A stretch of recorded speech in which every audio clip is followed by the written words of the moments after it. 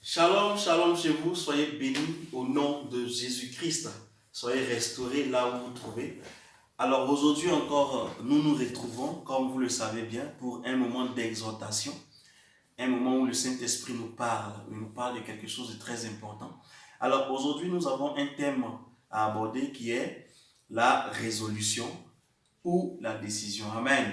Alors ça va paraître un peu bizarre pour chacun de nous, mais c'est un bon thème que nous allons échanger, avec lequel nous allons parler. Le Saint-Esprit va nous enseigner sur quelque chose de très, très important.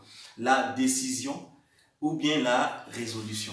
Voici deux termes qui nous fatiguent un peu. Ça nous fatigue un peu concernant la décision, concernant la résolution. Mais on va comprendre ça tout à l'heure. Amen.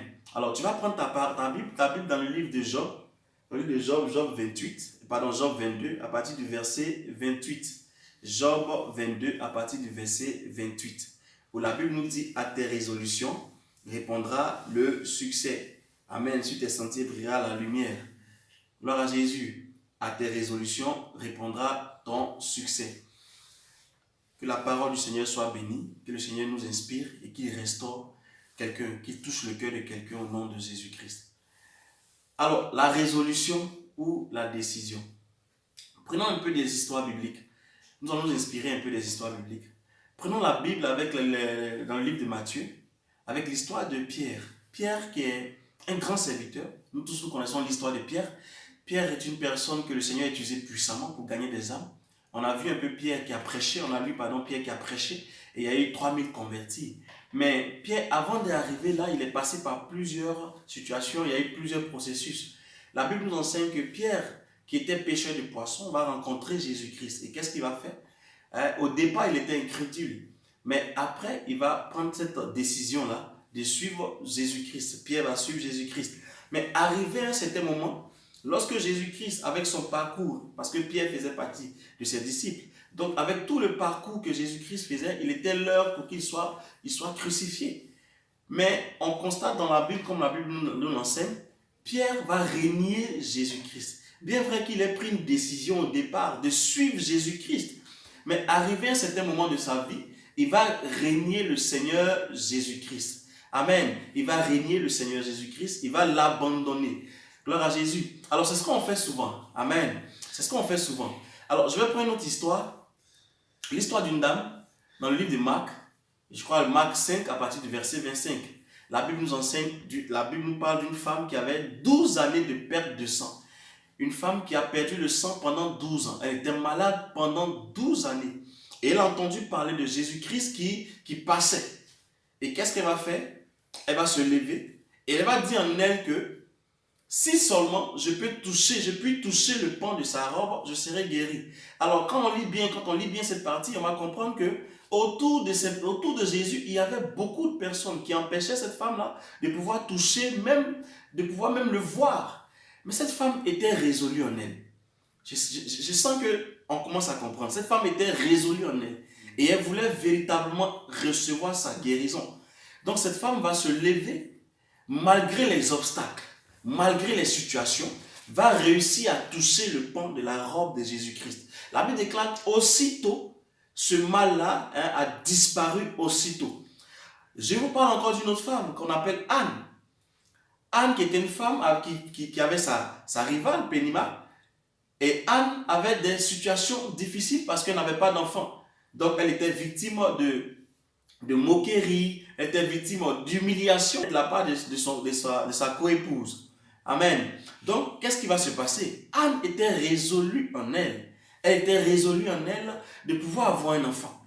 Et qu'est-ce qu'elle faisait? Elle partait chaque fois. Quand vous prenez dans le livre de Samuel, vous allez comprendre l'histoire.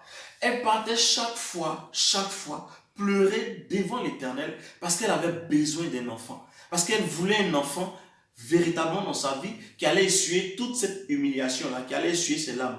Alors cela va pousser cette envie d'avoir un enfant, cette résolution qui était en elle, va pousser Anne à faire ce qu'on appelle un vœu à l'Éternel. Seigneur, si tu me donnes un enfant, je te donnerai cet enfant pour qu'il puisse te servir. Et cela va décanter des situations dans sa vie. La Bible déclare que tellement elle priait, le prophète Élie a pensé, le sacrificateur Élie pensait que Anne était ivre. mais elle était ivre du Saint-Esprit. Elle était ivre de la présence de Dieu. Parce qu'elle voulait, elle pleurait à chaudes larmes parce qu'elle voulait véritablement un enfant. Amen. Alors, ce que je suis en train de faire, le parallèle de ces choses-là, ce que je veux faire comprendre à chacun, c'est que la décision n'apporte pas de résultat. La décision n'apporte pas véritablement de résultat dans nos vies. Alors, longtemps, tu es dans une situation. Longtemps, tu es dans la situation de quelqu'un qui fume. Et tu prends la décision d'arrêter. Mais arrivé à un certain moment, au bout de quelques temps, tu retombes encore dans la cigarette. C'est pareil pour l'alcoolique. Il dit aujourd'hui, je vais arrêter de boire. Je prends la décision de ne plus boire. Mais quelques temps après, il retombe encore dans ce système d'alcool. C'est pareil pour quelqu'un qui pratique la masturbation. Il va dire, aujourd'hui j'arrête la masturbation parce que ça m'épuise. Mais arrivé à un certain moment de sa vie, arrivé quelque part, parce que c'est une décision qu'il a prise, arrivé quelque part, ça ne dure même pas, quelques temps après, il retombe encore dans ces choses-là. Amen, il retombe encore dans ces choses. Tu as pris une décision de faire des économies. Tu dis, chaque fin du mois, je dois garder une certaine somme d'argent pour pouvoir faire des économies par rapport à la situation, par rapport à mon foyer. Mais lorsqu'il y a quelque chose qui arrive, tu mets encore la main dans ces économies-là. Amen. Parce que tu as pris une décision. La décision ne va pas te donner de résultats. Longtemps, tu as pris la décision de suivre Jésus-Christ. Mais tu fais comme Pierre. Pierre a pris la décision de suivre Jésus. Mais arrivé à un certain moment de sa vie, il a régné Jésus-Christ. Et c'est ce qu'on fait. Tu as pris la décision de suivre Jésus-Christ. Mais lorsqu'il y a une petite tentation, il y a une petite tentation, une petite épreuve qui arrive, automatiquement, tu fais comme Pierre, tu régnes Jésus-Christ. Tu retombes dans le péché, tu retombes dans ce que tu as vomi. Pourquoi? Parce que tu as simplement pris une décision. Gloire à Jésus. Parce que tu as pris une décision. Je vais te faire comprendre aujourd'hui par le Saint-Esprit qu'il faut que tu prennes des résolutions dans ta vie. Il faut que tu te lèves dans ta vie pour prendre des résolutions.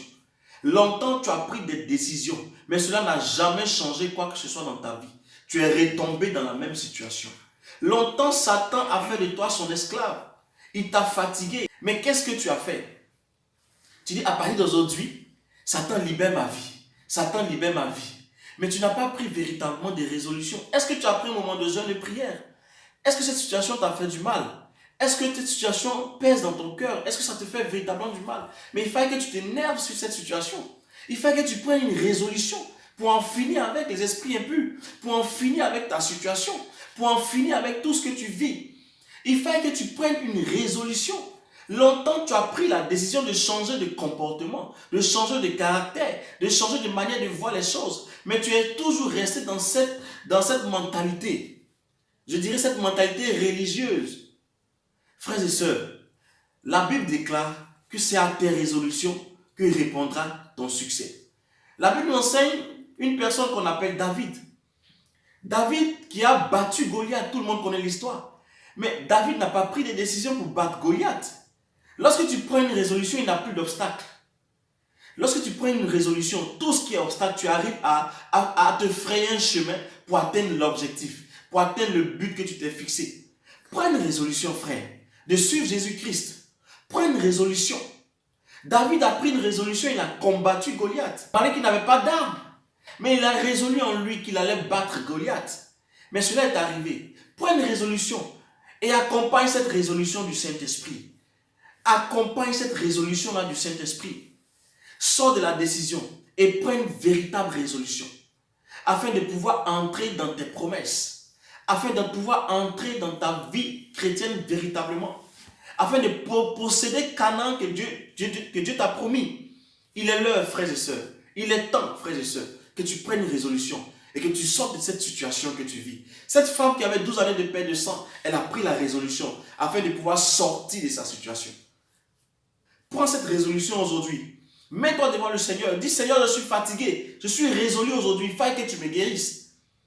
Prends cette résolution. Toi qui as des esprits qui te fatiguent. La nuit, tu n'arrives pas à dormir. Lève-toi. Prends la résolution pour dire, Seigneur, je ne veux plus vivre cette situation. Il faut que je sois délivré car tu es celui qui délivre. Ne joue pas avec ta situation. Ne tolère pas la situation. Ne cajole pas la situation. N'amadoue pas la situation. Mais prends une résolution. Longtemps tu es dans le péché.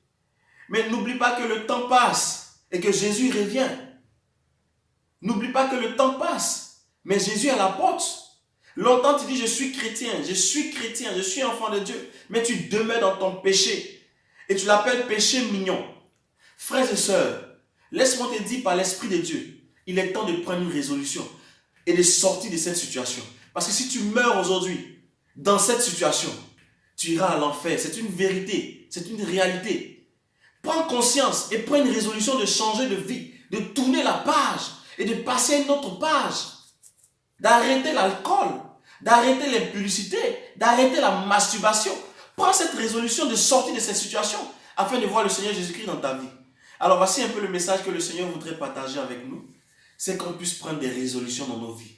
Car à tes résolutions, tu verras la gloire de Jésus dans ta vie.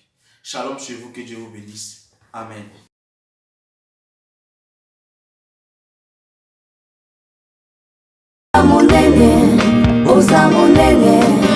Oza monene Nzambe nanga ya solo oza monene Nzambe nanga ya solo oza monene Nzambe